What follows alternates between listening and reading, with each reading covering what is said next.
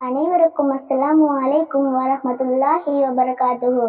பிஸ்மில்லா, அல்ஹம்துலில்லா, வஸ்ஸலாத்து வஸ்ஸலாமு அலா சய்யிதினா முஹம்மதின் ஸல்லல்லாஹு அலைஹி வஸல்லம். அல்லாஹ் கூறியுள்ளான், படைப்புகளின் பண்புகளுக்கு ஒப்பாக பண்புகள் அல்லாஹ்வுக்கு உள்ளன.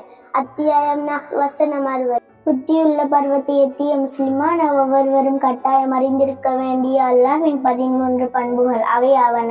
உள்ளமை, அல்லாஹ் ஆரம்பமும் முடிவுமின்றி உள்ளவன். இணையின்றி தனித்திருத்தல், அல்லாஹ் இணையின்றி தனித்தவன், அவனுக்கு எந்த ஒரு இணையும் இல்லை. உண்மையின் வணங்கி வழிபட தகுதியானவன், அவனை இன்றி வேறு யாரும் இல்லை. தேவையற்றிருத்தல், அல்லாஹ் எதன் பக்கமும் தேவை காண மாட்டான். படைப்புகளுக்கு மாற்றமாயிருத்தல், அல்லாஹ் படைப்புக்கு மாற்றமானவன். ஆரம்பம் இல்லாதிருத்தல், அல்லாஹ் அவனது உள்ளமைக்கு எவ்வித ஆரம்பமும் இன்றி உள்ளவன்.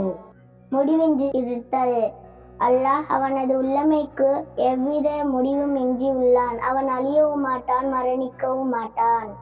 வல்லமை, அல்லாஹ் சீரான பகுத்தறிவு ஏற்றுக்கொள்ளக்கூடிய அனைத்து வஸ்துக்கள் மீதும் வல்லமையுடையவன். நாட்டம், அனைத்து விடயங்களும் அல்லாஹ்வின் நாட்டப்படியே நடைபெறும். கேட்டல், அல்லாஹ் காதுகள் எவ்வித கருவியுமின்றி கேட்பவன். பார்த்தல், அல்லாஹ் கண்விழிகளும் எவ்வித கருவிகளும் இன்றி பார்ப்பவன். பேசுதல், அல்லாஹ் நாவோ இரு உதடுகளோ இன்றி பேசுபவன்.